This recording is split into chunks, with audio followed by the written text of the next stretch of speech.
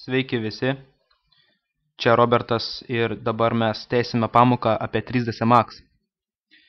Štai ankstesnėse mano pamokose mes kūrėme 3D namuką, uždėjome jam tekstūras ir dabar laikas mums jį surenderinti, kad gautume galutinį produkcinį vaizdą. Iš karto klausimas, kodėl pas mane toks langelis, tai yra render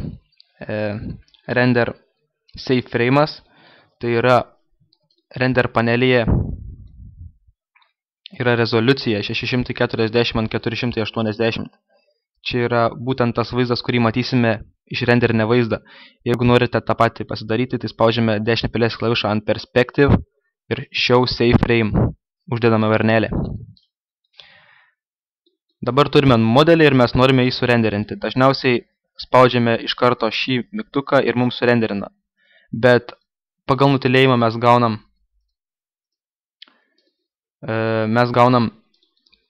juodą spalvą, jūs gausite juodą spalvą, štai, tai visai negražu, net šešėlių nesimato, neįdėtos lempos, tai toliau šviesos. Tai spaudžiame ant Lights ir Standard Lights. Geriausias variantas yra įdėti Skylight, tai yra dienos šviesa, ne Daylight, bet dangaus šviesa. Paspaudžiame Cast Shadows, kad mūsų aplinka rodytų šešėlius. Aišku, mes dabar surenderinę gautume ne kokį vaizdą. Mūsų šešėlį atsirastų tik ant mūsų modelio, bet mes negautume šešėlių ant žemės, kur yra būtiniausia. Ir aišku, pakeisime tą šlyčią spalvą juodą į baltą, kad atrodo tikrai produkcinis vaizdas. Kaip matote, šešėliai nusistato gražiai, mūsų namukas atrodo gana tikroviškai.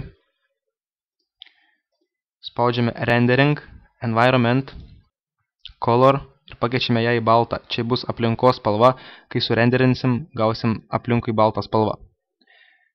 Ką daryti, kad mūsų šešėlis atrastų ant žemės? Spaudžiame Plane, ant Standard Primitives formų, pasidarom didelę plane plokštę, paspaudžiam M raidę arba Materials, atsidarom editorių, pasirenkam bet kurį materialą, spaudžiam Standard, pasirenkam mūsų materialo tipą, tai yra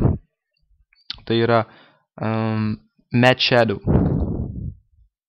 Ir aišku, uždedam ant mūsų plano su Assign Material to Selection. Na dabar mūsų modelis atspindės visą šešėlį nuo namo. Ši plokštė atspindės visą šešėlį nuo mūsų namo. Taigi dabar trumpai drūtai galime spausti, iš pradžių nusistatom vaizdą, kurį norime matyti, ir spaudžiam Render. Truputį palauksim, jeigu jūs turite, jeigu jūsų kompiuteris yra ne iš sparčiųjų, tai jums renderins tikrai labai ilgai.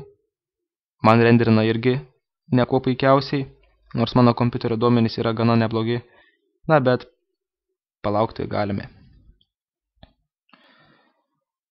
Nepamirškite uždėti Cast Shadows, kad mūsų modelis rodytų šešėlius ant Skylight lempos, ant Skylight šviesos. Noriu priminti jums, jeigu jūs žiūrite mano pamoką ne mano tinklalapyje arba ne YouTube'e, tai užsukite į tinklalapį DevBox LT. Čia rasite įvairiausių pamokų, dabar tik 3D Studio Max, bet vėliau rasite ir After Effects, Flash, Photoshop, Unity 3D, žaidimų kūrimą programą, kursime žaidimus ir taip toliau. Yra forumas, bet jis dar kol kas negyvas, tad jeigu turite kurių nors klausimų ar prašymų, tai iš karto rašykit man asmeninę žinutę. Na, mūsų namas jau baigė nusirenderinti. Atrodo gana neblogai.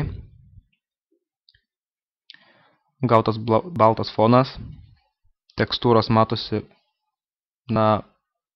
sakyčiau, tikrai neblogai. Šešėliai surenderinti irgi gerai. Ant žemės šešėliai matosi irgi. Tiesiog tobula. Štai gautas namukas, dabar galite išsaugoti jį spausdami čia. Pasirenkam vietą, kur norime išsaugoti, pasirenkam formatą JPEG file. Standartinis paveikslėlio formatas, arba kurį jūs toleruojat, ir paprasčiausiai išsaugome, tarkim, namas, atsiprašau, nomas JPG, aš jau tokį turiu, tai override this, ok, ir mūsų namukas yra išrenderintas. Na kągi, sėkmės renderinant, lauks jūsų mano tinklalapyje.